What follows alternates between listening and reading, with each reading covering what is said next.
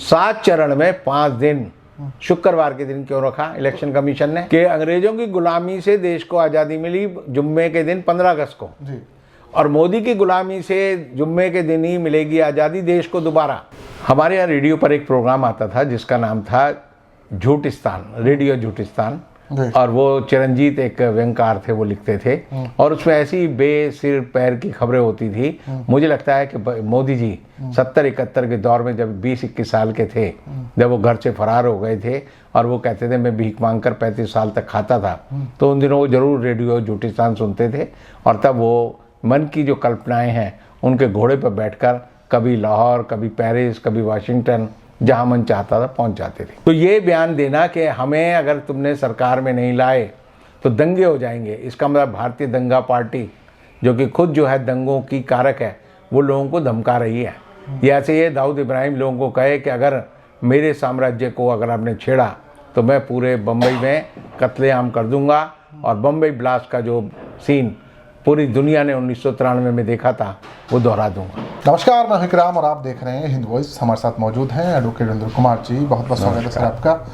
Sir, चुनाव जैसे जैसे बढ़ रहा है, पहले चरण के बाद बहुत सारे नेताओं के बड़े तेजी से और उग्र भाषण आ रहे हैं, और अब देखा जाए तो मोदी जी ने एक भाषण दिया जो बड़ा वायरल हो रहा है कल से। उसमें कहा गया कि अगर कांग्रेस सत्ता में आ गई तो महिलाओं के आभूषण लेकर, उनके गहने लेकर वो कांग्रेस उनसे छीन लेगी और उसके बाद वो उन्हें घुसपैठियों को दे देगी। तो ये सारी चीज़ें हो रही हैं सर, ये किस तरह का इशारा है, किस तरह का भाषण था? क्या बौखलाहट है या कुछ और वजह है इसकी? मोदी जी को दीवार पर लिखी इबारत साफ नजर आने लगी है। जी जी। और उन्हें साफ लगता है कि अब उनका मुकाबला जो है इंडिया गठबंधन से है, और इंडिया गठबंधन आने वाली 4 जून को सरकार बनाने की स्थिति में आ जाएगा। और इसीलिए मोदी जी जनता को डराने के लिए ऐसी ऐसी बातें बता रहे हैं जो कि वास्तव में ज़मीनी हकीकत से बहुत दूर हैं। अच्छा। उन्होंने अपने भाषण में कहा अभी हाल में ही कि अगर इंडिया गठबंधन जीतता है तो ये माँ बहनों का जो सोना है, जो उनके मंगलसूत्र हैं, उसका सोना छीन लेगा और छीन कर ये आतंकवादियों को, घुसपैठियों को वो सोना बांट देगा।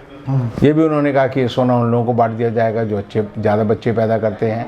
और एक तरह से मोदी जी ने बताने की कोशिश की है कि अगर इंडिया गठबंधन आएगा तो हिंदुस्तान की सड़कों पर लूटपाट मच जाएगी और सरकार जो है लोगों को गरीब बना देगी, क्योंकि मोदी जी ने कहा है आपके मकान और आपकी संपत्ति भी छीन ली जाएगी।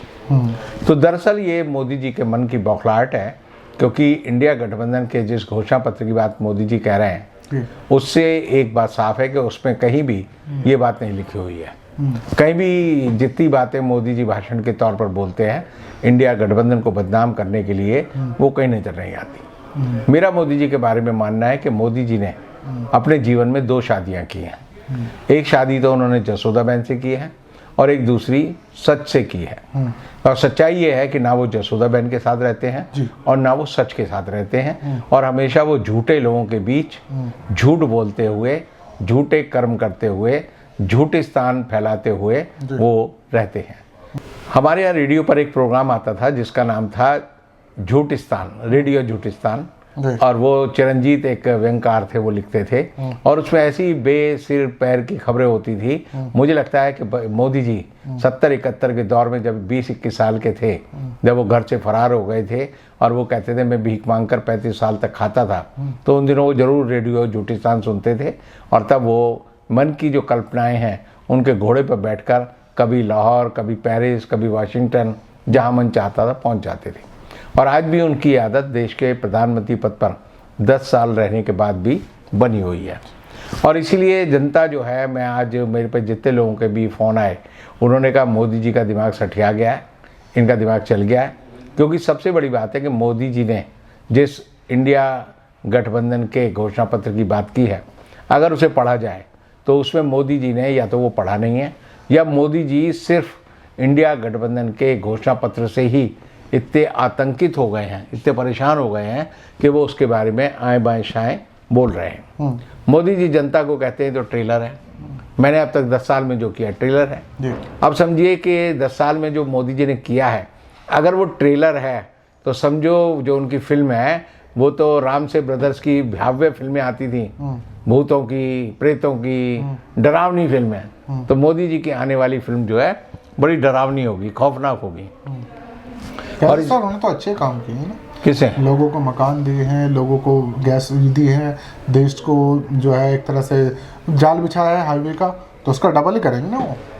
देखिए, मोदी जी ने जो वायदे किए और जो किया, अगर उसकी बात करें हम, तो आप समझिए 85 करोड़ लोगों को मोदी जी ने रोजगार नहीं दिया, जिसकी वजह से मजबूर होकर उन्हें जिंदा रहने के लिए 5 किलो अनाज देने की बात करनी पड़ी। दूसरी बात यह है कि मोदी जी ने कहा था कि मैं 2 करोड़ लोगों को रोजगार दूंगा, और अगर हम उसे जोड़ें तो 10 साल में 20 करोड़ लोगों को रोजगार देना था, वो उन्होंने नहीं दिया। 100 स्मार्ट सिटी बनानी थी, एक भी स्मार्ट सिटी नहीं बनाई। मोदी जी ने कहा था कि जब मैं सरकार में आऊँगा तो हर व्यक्ति को 15 लाख रुपए तो यूं ही मिल जाएंगे, और 15 लाख को पाने के लिए 10 साल हो गए हैं। अगर उसका ब्याज भी जोड़ा जाए तो चक्रवर्ती ब्याज से भी जोड़ने के बाद आपको पता चलेगा कि वो 30 लाख रकम हो जाती है, और अगर साधारण ब्याज रखें तब भी वो जो है 25 लाख रुपए हो जाती है। तो हर नागरिक को जिसका वोट मोदी जी मांग रहे हैं, उसको जिसको 25 लाख रुपए मोदी जी से मिले हैं, 25 नहीं मिले, चलो 15 ही मिले, उसको तो मोदी जी को वोट देना चाहिए। जिसको 25 लाख या 15 लाख या 10 लाख भी नहीं मिले, उसे मोदी जी को वोट नहीं देना चाहिए, क्योंकि उसे मान लेना चाहिए मोदी जी झूठ बोल रहे हैं। और मोदी जी इस बात की बात करते हैं कि मेरा ट्रेलर है, तो आप समझिए कि एक कहावत है कि जो हांडी में अगर चावल पक रहे हैं तो सारे चावलों को खोल कर देखने की जरूरत नहीं होती, एक चावल उठा लो और उससे आपको पता चल जाएगा कि वो चावल पका है कि नहीं। अगर वो पका है तो पूरी हांडी के चावल पक गए हैं, और अगर नहीं पका तो समझो कि पूरी हांडी के चावल जो है अभी पके नहीं है। मोदी जी का एक भी वादा उठा लो, अगर वो आपको लगता है कि कोई वादा उन्होंने पूरा किया है, तो मैं कह सकता हूँ उन्होंने अभी तक कोई वादा जनता के साथ जो किया है वो पूरा नहीं किया। और इसीलिए आज भी आप देखिए, टाइम्स नाउ ने, टाइम्स ऑफ इंडिया ने, एनबीटी ने, नभार टाइम्स ने एक सर्वे किया और देश के और दिल्ली के नौजवानों से पूछा कि आपकी सबसे बड़ी समस्या क्या है। तो उस सर्वे में क्या निकल के आया? सबसे बड़ी समस्या है महंगाई। और दूसरी सबसे बड़ी समस्या क्या है? उन्होंने कहा बेरोजगारी। यही तो मैं आपको कई साल से कह रहा हूँ, पिछले 5 साल से मैं कह रहा हूँ कि देश में रोजगार नहीं है। जब तक लोगों को रोजगार नहीं मिलेगा तब तक वो खाने कमाने लायक नहीं बनेंगे, और खाने कमाने लायक नहीं बनेंगे तो उनको रोटी, कपड़ा और मकान तो तीनों को कैसे मिलेगा? मोदी ने रोजगार के तरीके तो बताए हैं। पकौड़ा बनाना भी एक रोजगार है सर, और बहुत सारी चाय की दुकान भी एक रोजगार है, चाय पे चर्चा होती है, बहुत सारी चीज़ें भी बताई हैं सर। देखिए, अगर मैंने IIT से कोई डिप्लोमा किया है, कोई डिग्री ले रखी है, अगर मैं MBBS डॉक्टर हूँ, अगर मैंने लॉ कर रखा है, मैं लॉयर हूँ, तो आप बताइए कि मैं अगर एक वकील पकौड़े तलने लगे तो कैसा लगेगा, और अगर एक डॉक्टर जो है फल सब्जी बेचने लगे तो कैसा लगेगा।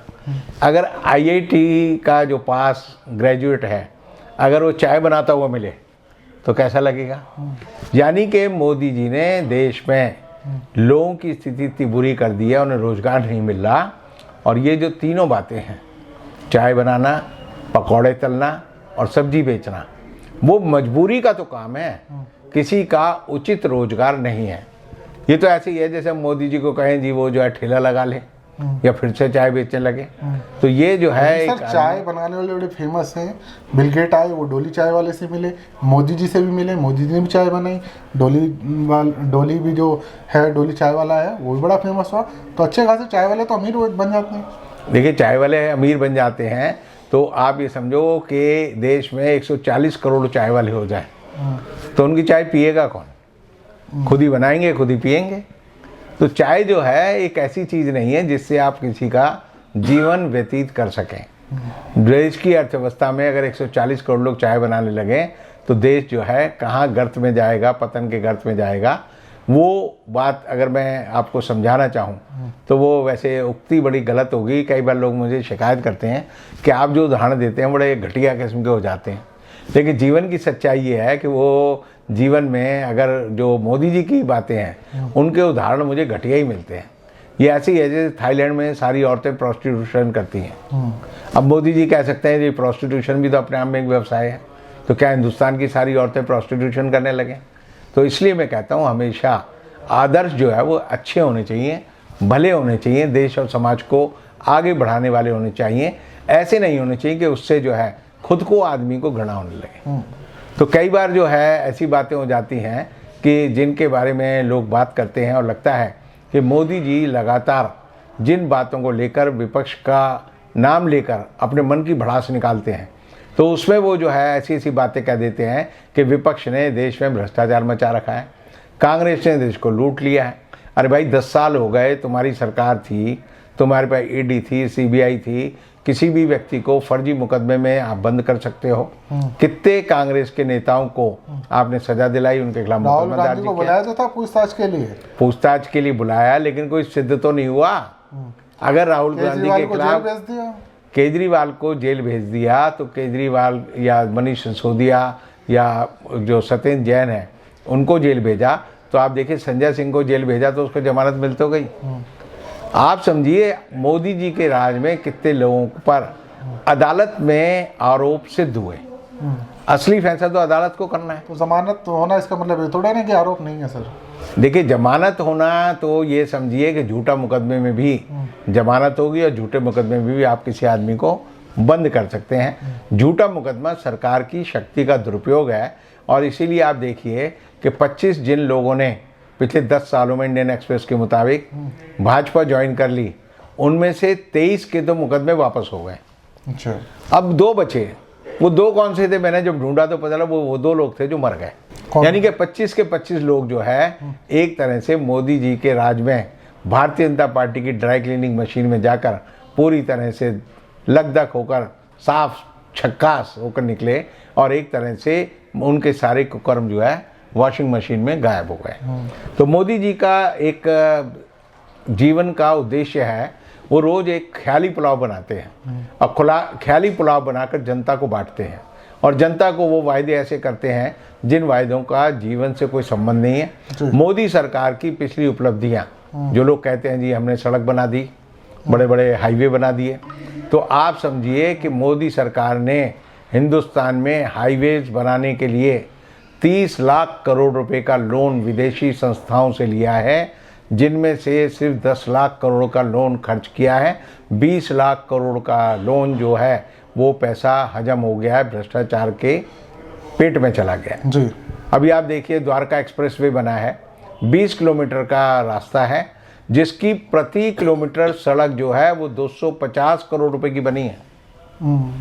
आप सोच सकते हैं 1 किलोमीटर सड़क जो पुल पे बन रही है वो 250 करोड़ रुपए की बने, तो उसमें तकरीबन जो घपला हुआ है वो 5000 करोड़ की सड़क का 1000 करोड़ में बननी थी, 1500 करोड़ में बननी थी। केजरीवाल की सरकार को ठेका दे दें तो केजरीवाल उसे 500 करोड़ में बना दे। तो एक तरह से नितिन गडकरी और NHAI 4500 करोड़ रुपए खा गई। और अभी क्या हाल हुआ, मोदी जी ने 1 महीने पहले उसका उद्घाटन किया, और अभी 15 दिन पहले उसके जो सड़क है उसमें बड़ा छेद हो गया, और उसके सारे जो है सरिये झांकने लगे, और उस पर चारों ओर जो है बैरिकेडिंग कर दी गई है कि ये सड़क चलने के लिए सुरक्षित नहीं है। मोदी जी ने एक काम जरूर किया है कि वो कांग्रेस का मैनिफेस्टो पढ़ने के लिए सबको मजबूर कर रहे हैं। हर आदमी पढ़ता है कि मोदी जी कहते हैं कांग्रेस के मैनिफेस्टो में लिखा है, कांग्रेस कहती है नहीं लिखी, तो हम कहते हैं जैसे हमें तो पढ़ने की आदत है। अदालत में वकील का काम क्या है, फाइल पढ़ेगा और फैसले पढ़ेगा।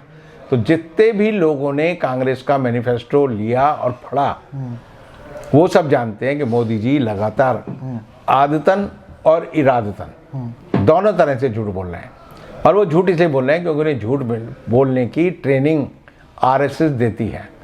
RSS का एक ही उद्देश्य है कि वो देश में, पूरी दुनिया में गलत खबरें फैलाती है, एक दूसरे के बीच में जो है कैसे झगड़े हों वो फैलाती है।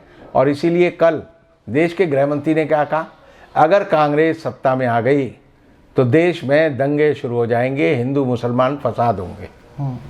आप ही समझिए कि अगर ये बयान जो है कोई दूसरा आदमी दे दे तो उस पर क्या होगा, UAPA लग जाएगा, जमानत नहीं मिलेगी, और सिद्दीक कप्पन की तरह वो 2.5 साल से जेल में ही पड़ा रहेगा।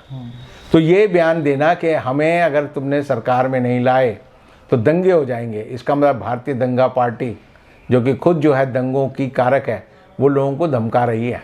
ये ऐसे ये दाऊद इब्राहिम लोगों को कहे कि अगर मेरे साम्राज्य को अगर आपने छेड़ा तो मैं पूरे बम्बई में कत्लेआम कर दूंगा, और बम्बई ब्लास्ट का जो सीन पूरी दुनिया ने 1993 में देखा था वो दोहरा दूंगा। तो गुंडे लोग ऐसी भाषा बोलते हैं, पढ़े लिखे लोग नहीं बोलते।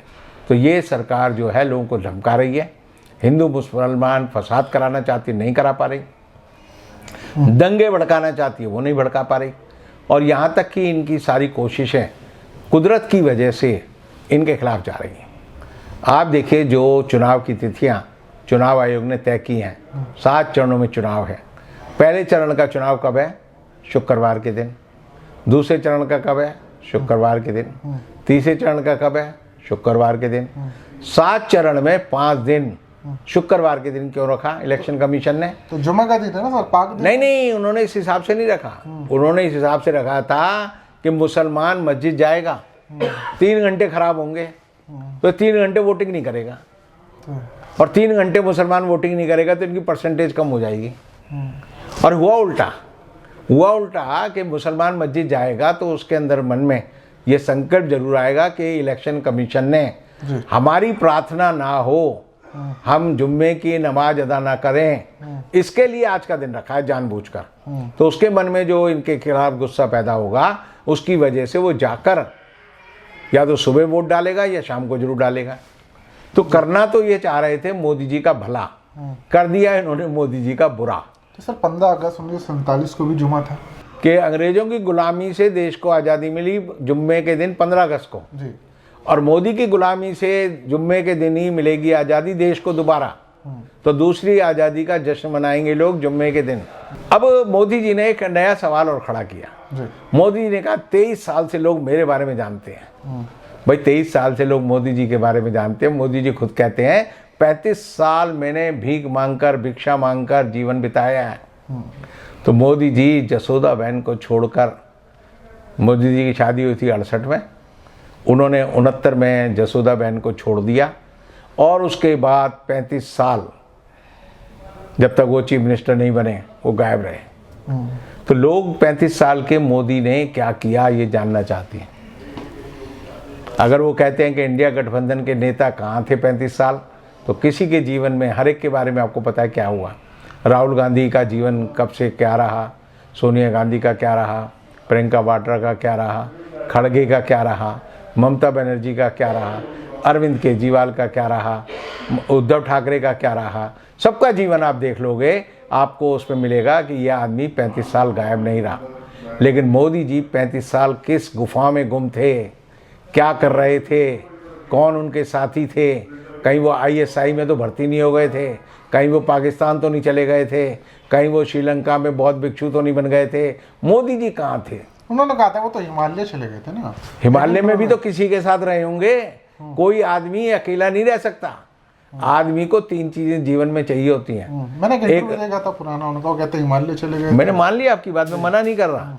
भाई किसी आदमी ने तो उनको कपड़े दिए होंगे, क्योंकि मोदी जी खुद कपास तो लेके नहीं गए कि अपने कपड़े से बन लें, और मोदी जी गेहूँ भी लेके नहीं गए होंगे बोरी लाद के कि इसी को छान कर मैं जो है अपनी रोटी बना लूँ। तो रोटी, कपड़ा, मकान, ये 3 चीज़ें मोदी जी को 35 साल तक हिमालय में किसने दी, और हिमालय में किया क्या इन्होंने? 35 साल हिमालय में जाके आदमी ने किया क्या होगा, ये सोचिए आप।